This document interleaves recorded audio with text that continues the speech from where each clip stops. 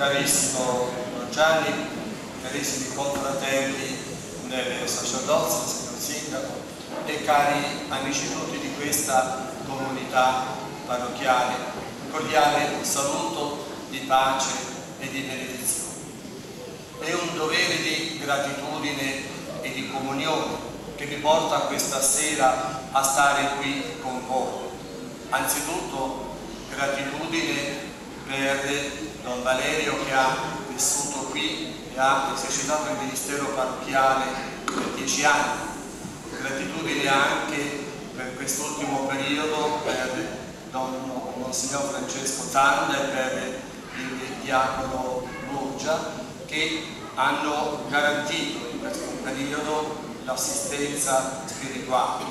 Una gratitudine che ci deve portare a benedire coloro che in nome del Signore distribuiscono la grazia, sono mediatori della grazia divina.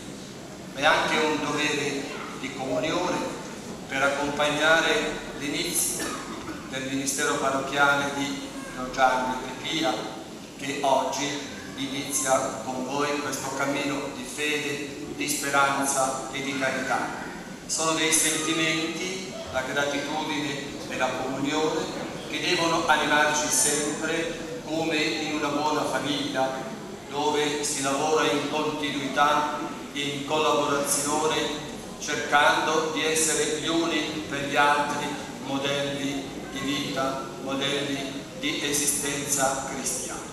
Ecco, questo era opportuno dirlo all'inizio di questa conversazione. Sono sicuro che voi, così come avete accolto con grande passione, con grande partecipazione di Don Gianni, così lo seguirete nel suo ministero parrocchiale. Ieri ho sentito per telefono Don Valerio, vi manda un caro saluto, lavora adesso a servizio degli italiani emigrati in Germania, ma è chiaro che con il cuore è rimasto ancora legato a questa comunità dove ha lavorato per tanti anni.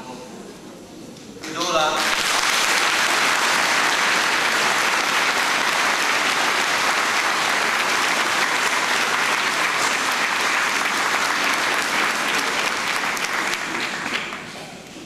un breve pensiero in base alla liturgia della parola che abbiamo ascoltato.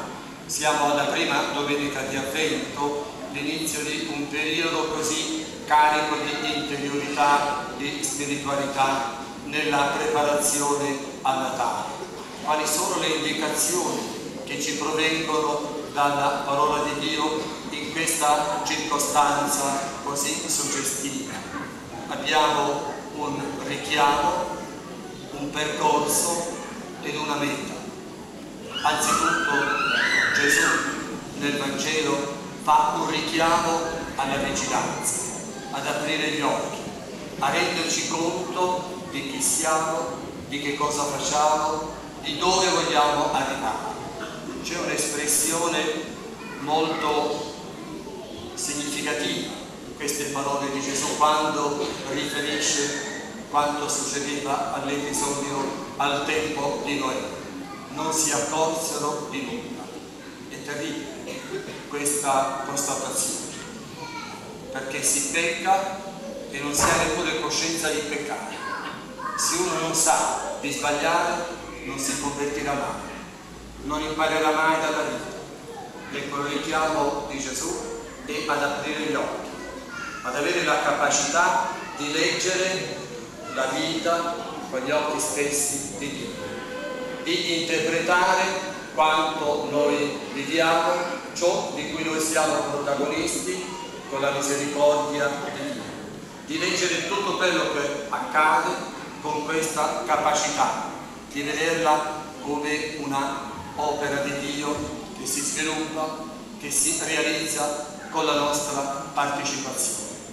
In modo particolare il periodo dell'Avvento ci esorta alla vigilanza, alla prudenza, per accorgerci che il Signore viene, che il Signore è dentro di noi e nella nostra coscienza e chiede di essere accolto, di essere riconosciuto, ma di essere anche seguito nei nei suoi insegnamenti, nella sua ispirazione, attestimoniando sempre nella vita.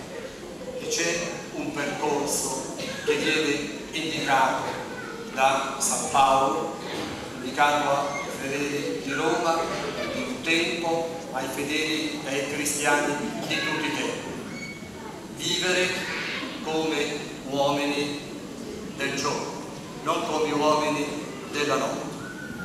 Vivere come coloro che amano la luce e non coloro che agiscono nelle tenebre.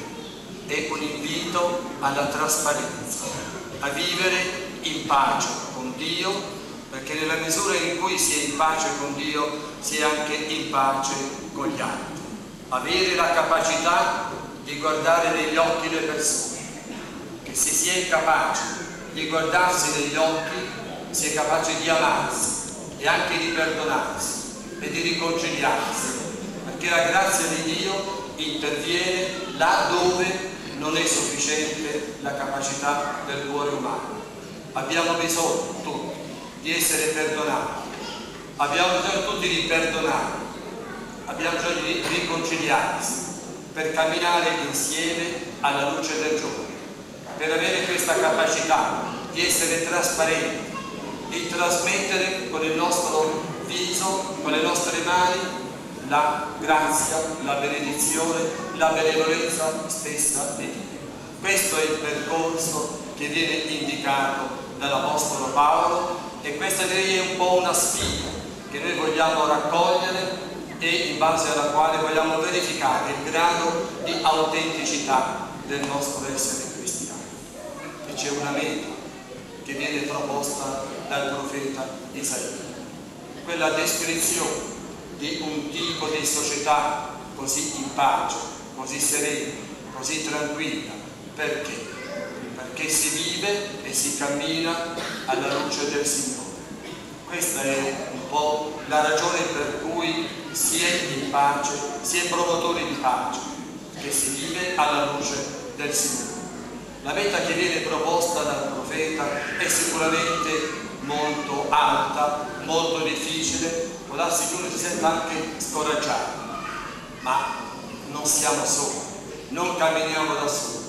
Qui stasera siamo come comunità parrocchiale, come una comunità che ha gli stessi ideali, che vuole fare la stessa strada di amore, di concordia e di pace.